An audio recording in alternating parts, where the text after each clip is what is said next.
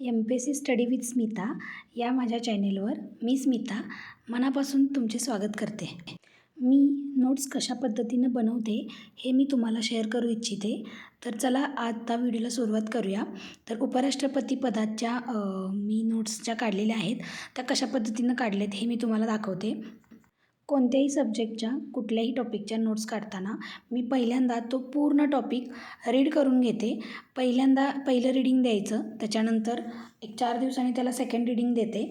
Second reading दिल्यानंतर काही गोष्टी कळायला सुरुवात होतात आणि मग कळल्यानंतर जे आयोगाचे पेपर आहेत जुने 2012 2021पर्यंतचे, तर त्याच्यातले जे काही प्रश्न ह्या टॉपिकवरती आलेले आहेत ते प्रश्न कशा पद्धतीनं विचारलेत, त्यांचा विचारण्याचा कल काय आहे, त्यांनी कुठं सेंटेन्स चुकवलेला आहे किंवा कुठले शब्द त्यांनी गाळलेत, कुठल्या शब्दांची अदलाबदल केली, हे सगळं जसंच्या तसं लक्षात ठेवून मी त्याच्यावरूनच इथं मेन मुद्दे नोट डाऊन करत जाते. पहिलं रीडिंग आहे ते खूप शांत डोक्यानं आहे तसं फक्त वाचत जायचं आहे आपण. सेकंड रीडिंगला आपण ज्या गोष्टी आपल्याला पहिल्या रीडिंगमध्ये वाचलेल्या होत्या आणि त्या लक्षात होत्या त्या सोडून बाकीच्या दुसऱ्या कुठल्या गोष्टी आहेत त्या आपण लक्षात ठेवायच्यात आणि त्याला मार्करने किंवा हायलायटरने मार्किंग करायचं आहे. त्याच्यानंतर आयोगाने कुठल्या ज्या मुद्द्यावरती जास्त प्रश्न विचारलेत किंवा कुठं प्रश्न चुकवलेत ते बघून तेवढाच मुद्दा आपण तिथं कवर करून घ्यायचा आहे आणि शॉर्ट नोट बनवायचे आहेत. तर एम लक्ष्मीकांत बुकमध्ये उपराष्ट्रपती पदाचा जो टॉपिक आहे तो 4 पेजेसचा आहे.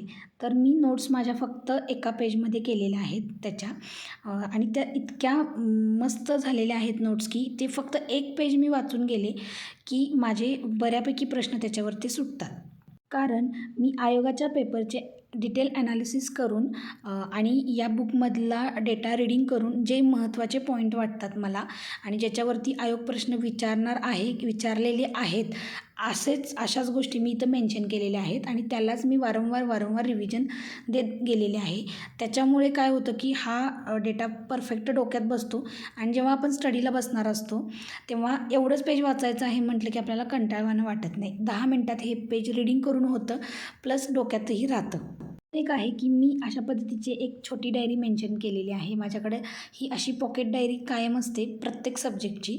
तर इथे मी ही पॉलिटीची पॉकेट डायरी केलेली आहे आणि याच्यामध्ये मी छोटे सगळे पॉईंट जे माझ्या डोक्यात राहत नाहीत पण आयोगाच्या दृष्टीने ते फार महत्त्वाचे आहेत, ज्याच्यावरती वारंवार क्वेश्चन विचारलेले गेलेले आहेत, तर असे मुद्दे मी तिथं व्यवस्थित मांडलेले आहेत.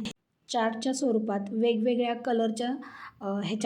कलरच्या स्वरूपात मी असे बॉक्स करून वगैरे त्याला बाण करून असे वेगवेगळे मी पॉईंट तिथं अधोरेखित केलेले आहेत, जेणेकरून ते मी बघताच क्षणी माझ्या डोक्यात ते राहील. आणि मी खरं सांगते फ्रेंड्स, ज्या वेळेला मी असं डायरी वाचून जाते किंवा बघून जाते तर परीक्षेला बसल्यानंतर जेव्हा मी आठवायचा प्रयत्न करते डोळे बंद करून तर त्यावेळेला मला हे जसंच्या तसं आठवतं. ही माझी पॉकेट डायरी आहे. अशा छोट्या पद्धतीने शॉर्ट नोट मी बनवलेले आहेत आणि हे फक्त एकदा वाचून गेलं तर हे टॉपिक मला परत जाऊन त्या बुकमध्ये रीड करायची काहीच गरज वाटत नाही. तर फ्रेंड्स, अशा पद्धतीनं तुम्ही पण तुमच्या नोट्स बनवा जेणेकरून तुम्हाला इझी जाईल. ज्यावेळेला परीक्षा जवळ आलेली असते आणि आपल्याला 15 ते 20 दिवस बाकी असतात तेव्हा आपण ह्या 1 पेज नोट ज्या असतात त्या रिवाईज करून काढू शकतो.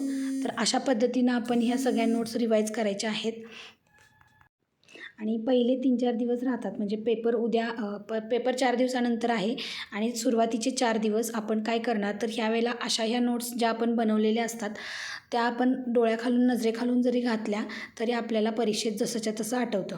तर फ्रेंड्स, हा व्हिडिओ मी तुमच्यासाठी खास बनवत आहे जेणेकरून मी कशा पद्धतीनं नोट्स बनवते हे तुम्हाला कळेल आणि तुम्हीही त्या पद्धतीने नोट्स बनवाल.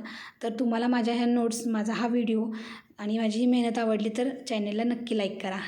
थँक्स.